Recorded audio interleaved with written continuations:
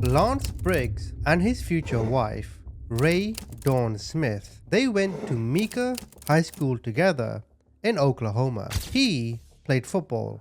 She was on the pom-pom squad. She was a homecoming queen candidate. Lance was her escort. They began dating after high school. Now, a judge married them on the porch of her parents' house on July the 15th, 2000. Ray wore a white satin dress, and everyone just kind of melted in the heat. But they had a terrible marriage for 2 years. They both drank. They both partied too much. They did all the wrong things. Ray herself worked jobs working with the elderly and in manufacturing. She was also attending classes at Seminole State College. Lance and Ray were divorced prior to their daughter's birth. She was born on December the 28th, 2002. Her name and the victim of this story is Kelsey. But to clear up questions of paternity, a DNA test was performed. The test results received in April 2003 established that Lance Briggs was indeed Kelsey's father. I'll come back to that later. Soon thereafter, he began exercising regular visitation with Kelsey. Now, the testimony of Lance and members of his family established that he was involved and a loving father. But I will tell you now how they portrayed Lance to be a loving father.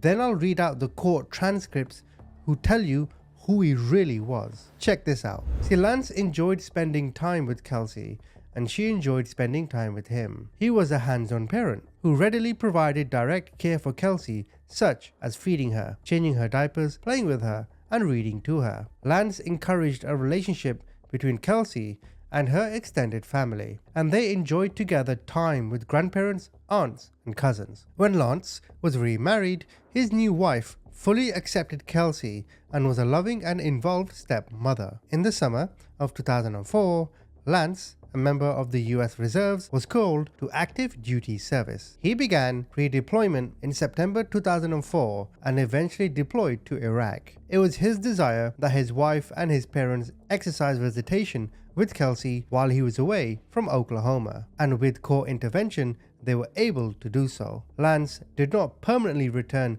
to Oklahoma until October of that year. Now, that's how they portrayed him, a loving father, and his wife loved the child too. But this is actually who he was. Listen to this. Now, when Lance and Ray were engaged, they moved into a house that Ray bought for them. After they moved in, Ray discovered Lance's drug addiction. This was the beginning of the abuse. One day, Ray and her sister Rochelle, who was 14 at the time, were sitting on the porch of Ray's house laughing and joking. Lance came out, grabbed Ray by the arm, dragged her into the house, slammed the door, and locked Rochelle out. She went to the window and saw Ray flat on her back on the floor with Lance on top, sitting on her thighs to keep her from and pinning her arms to her sides with his knees, and he started to abuse her. Rochelle ran from door to door to get help, and when Lance heard the police sirens, he ran away. Now, shortly before the wedding, Lance had one of his drug buddies at the house, and something set him off, and he abused Ray in the stomach. The friend left, and Lance forced Ray, who was in unbearable pain, to go to the movies with him. She sat through this movie, afraid to cry out of fear. When they got home, she went into the bathroom and called her mother. Her mother went to the house, took Ray and Lance to the hospital, where Ray, who was pregnant at the time, lost the baby. She then got depressed and started using drugs with Lance. Now, in February or March of 2002, she went to walk her dog. The city was having a yard sale and everybody was there. When Ray went to walk her dog, she saw her dad. She knew she could not let him see her. This is because she had black eyes and some of her hair had been pulled out by Lance. She took another route to walk her dog to avoid her dad. She knew then that she had to leave Lance. In March 2002, she did just that. She threw him out. She then started dating a guy named Jason. The last week of March, Lance broke into the house and messed things up. He also left a threatening message for Ray. He said, "You want to play games? We can play games. You decide." And then, out of fear, she went back to him and broke up with Jason. Finally, in May, she and Lance were planning on going out with friends, so she got McDonald's for dinner. Lance asked her to supersize his meal. When he saw she forgot, he threw her against the wall and tried to strangle her with his forearm. She got away and ran to get to a phone when her maternal grandmother saw her and took her to a phone. They went back to the house and found that Lance was gone. Ray then called the police and made a report, and they found Lance at the laundromat. He was arrested, and Ray filed for a divorce this time. The divorce was finalized in July, but then she found out she was pregnant again. And this is what led to the confusion of the father of Kelsey that I mentioned in beginning, the DNA test. Was the father Lance or was the father Jason? Now, for the first couple of years of Kelsey's life, she appeared to be healthy and happy in Ray's care, and their relationship was good. In April 2003, when she was 4 months old, Kelsey saw her paternal family for the first time. After that, they saw her regularly. In August 2004, Ray and Kelsey moved out of Ray's mom's home and into an apartment. When Ray would work, Kelsey would be in daycare. That same month, Lance enlisted in the army. He left Oklahoma, and both Kathy and Ashley were given his visitation. Katie was Lance's mom, and Ashley was his fiancée. Ray and Katie had worked on a verbal schedule on visitation. By the way, Katie the mother is a real piece of work. I'll come back to her later. Now in October, Ray met and started dating a man named Michael Lee Porter. He had 2 children of his own. He had a 7-year-old named Whitney and a 2-year-old called Michael, but everyone called him Bubby. Between the time Katie was visiting Kelsey and Ray meeting and dating Mike, bruises started to appear on Kelsey. Julie Sebastian, the lady who ran the daycare where Kelsey went, would notice that every Monday Kelsey would come to the daycare with bruises and she would sleep till noon. Julie would call Ray and ask if she knew what was going on. Ray claimed she had no idea. Then, on January the 14th, 2005, in the middle of the night when everyone was asleep, Kelsey, who was in the early stages of potty training, tried to climb out of her crib. She slipped while climbing out and fell on a toy slide in the room and screamed. They took her to the emergency room and she was diagnosed with a broken collarbone. And the most common broken bone in a child Kelsey's age is the broken collarbone. They put a brace on her and sent her on her way. Then, about 10 at night, Ashley, the fiancée of Lance, put Kelsey in the bath and saw bruises and lesions on Kelsey's bottom. She and Katie took Kelsey to the emergency room, and Katie immediately claimed Ray had abused Kelsey. The child services was told about it and it was investigated, but it was found to be an accident. However, Katie was claiming Ray abused Kelsey, so they investigated again and removed Kelsey from Ray's custody. So you can see the tension now between Kelsey's grandmother Katie and Ray. Katie filed for an emergency guardianship and it was granted. Ray went to the child services and asked them what she had to do to get Kelsey back. They told her she has to get everything done. This included parenting classes, 6-week domestic violence class, anger management class, domestic violence inventory test, and to do several more evaluations. And it makes you think, if Ray agreed to all of this, then she must have really been abusing the child.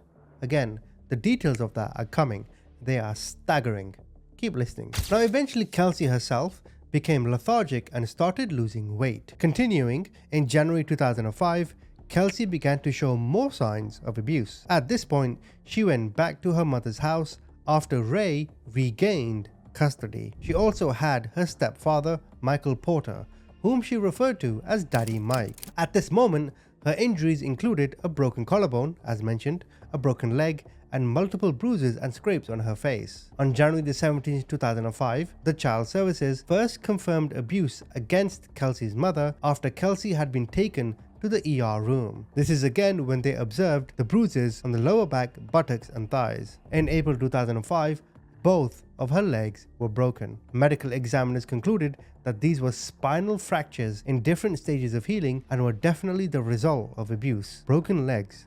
Who does that to a child? And after this incident, Kelsey again was taken into the state's custody. By the end of her life, Kelsey had been bounced back and forth, staying with so many different people. And finally, she ended up back with her mother and stepfather. Now on October the 11th, 2005, Kelsey's father was about to come home from Iraq. Kelsey that day had been put down for a nap by her mother. Ray then left to go pick up her other daughter, leaving Kelsey in the care of Michael Porter. By the time Ray came home, the ambulances were already there. Ray learned that her daughter had been taken to hospital. Kelsey died shortly after getting to the hospital, and her cause of death was classified as blunt force trauma to the abdomen, meaning that someone had abused her so hard in the stomach it literally killed her. And Lance himself learned all of this over the phone just as he landed back in America. He had been excited to come home and see his little girl. He even bought her a stuffed camel, but instead of giving her a gift, he had to organize a funeral for her. Kelsey had 2 funerals, one for the Smith family, Ray's family, and one for the Briggs family, which was Lance's family. So now I'm going to come on to more details of what actually happened to her in terms of the abuse. But let me start with the mother. You see, when Kelsey was born, Katie was the one that pushed for this paternity test. Lance, in fact, didn't want anything to do with Kelsey. He didn't even want to do the test at that time. Lance didn't want custody. He didn't show up for any of the hearings. In fact, Lance told others that he wanted to move on with his life. He was hoping that the baby would not turn out to be his. And the point that I'm making here is that the grandmother, Katie, did everything she could to make Ray's life difficult. Ray is not exempt from any blame here. She's not innocent in this, but the mother Katie certainly did not like her. Now we come on to the list of injuries that the medical examiner listed. Are you ready for this?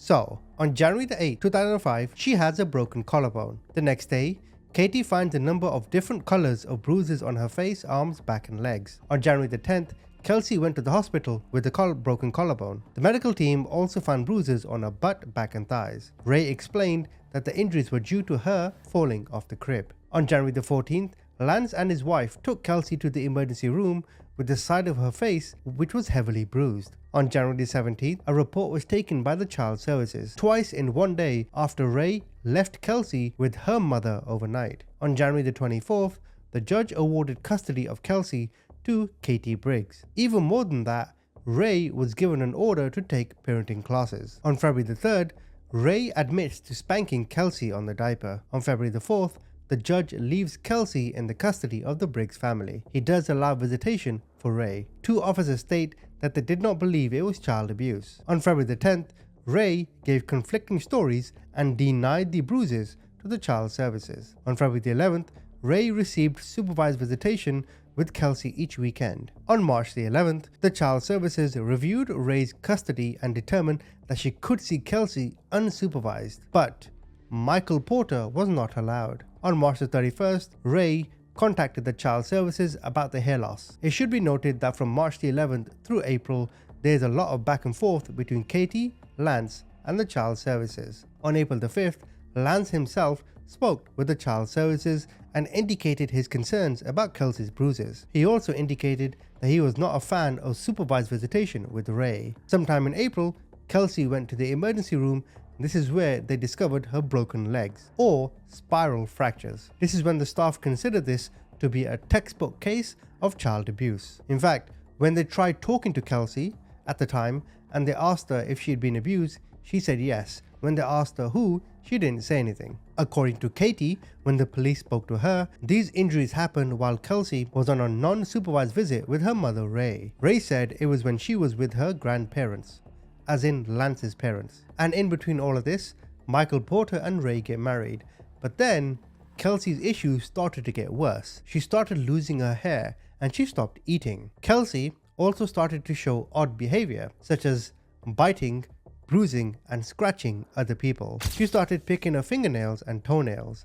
In fact, one toenail was missing when she died. It's unclear why Kelsey seemed to act differently when Katie was around. It's also been suggested that Kelsey tended to be lethargic and asleep during most visits. After this case was resolved, Judge Craig Key wrote a book about the systemic problems in the case. He said, although she was in protective custody, it was apparent that Kelsey wasn't adjusting to being in the Briggs house. A red flag was raised when her hair began to fall out in clumps. In fact, it fell out so much there was a big bald spot on the back of her head the side of a baseball. The judge in the trial, Craig Smith, indicated that he was unsure who abused Kelsey, but later we would learn that Michael Porter sexually abused Kelsey to the extent that she had torn. Since the judge couldn't determine the abuse, he returned Kelsey to her mother. But then, Michael Porter's daughter witnessed Kelsey's abuse. According to transcripts, she said that her father abused Kelsey to the point that she vomited. A witness in the case said Michael was nice to Kelsey when others were around. Now in June 2005, Katie gave up her right to supervised visitation, and Katie did not see Kelsey again until after August. Even in August, a car accident further hurt Kelsey 2 months after returning to her mother Ray. Less than 2 months later, Kelsey was then dead. And in January 2007, the state of Oklahoma charged Michael Lee Porter with sexual assault and first-degree murder of Kelsey Briggs. The investigators also found child pornography on Mr. Porter's computer. At that time, Ray was scheduled to testify against her husband. Ray was also under investigation for the murder of Kelsey. The charges against Ray consisted of enabling child abuse of Kelsey. Prior to the trial, the defense had Kelsey's body exhumed for a second autopsy by a private physician. Again, it was concluded that Kelsey's injuries consisted of sexual assault. And this is because Michael confessed to everything that happened and all the abuse he laid onto Kelsey. Both Michael Porter and Ray Briggs were charged with the death of Kelsey. Although Michaels was charged with sexual assault and first-degree murder, due to a plea agreement, he was found guilty of a lesser charge, enabling child abuse. Michael was sentenced to 30 years in prison. During the trial, Michael testified that he witnessed Ray doing all the abuse. He listed 3 separate incidents, one of which she allegedly abused Kelsey in the stomach. Ray herself was convicted of enabling child abuse and sentenced to 27 years in prison. They denied her appeal. Now, to conclude on this story, I just want to read something out to you. More injuries. So, the child Kelsey had a broken collarbone, bruising and abrasions, bruising on the nose and knees, sprained ankle and bruising to both thighs and her ribcage. She refused to walk. She had bruising on her nose and eyebrows. She has a bruise on the left side of her forehead and a reddened area of her eye. She also had bruises on the left hip, left cheek, on the jaw. She had red spots in her eyes, rub burns in her eyes. Who the hell were these people? This case is sickening. This child wasn't abused, she was tortured. Plea agreement? How dare you? Throw away the keys, never ever let them out. Thank you for watching. Eyewitness News 5's Jessica Holloway continues our live team coverage. Jessica, we were both there. We did not expect to see Kelsey Briggs' family there today. What did they tell you? Well, you know, we're talking about 2-year-old Kelsey Briggs. She died from blunt force trauma to the abdomen, and today her family was there. They want to prevent what happened to her from happening to any other child. We have been wanting to meet with them, so I'm really excited that we were able to come to the conference today to raise our questions and be educated on what they were going to do. Losing Kelsey Briggs to child abuse is just the tip of the iceberg for Sherry Heath's family. We're here today because we're concerned about the Department of Human Services. They've been through a lot.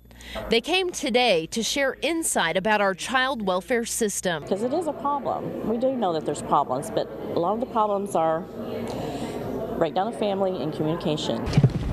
Their daughter, Raydon Smith, is behind bars. 27 years, no right to appeal. She's accused of allowing her husband, Michael Porter, to sexually and physically abuse Kelsey.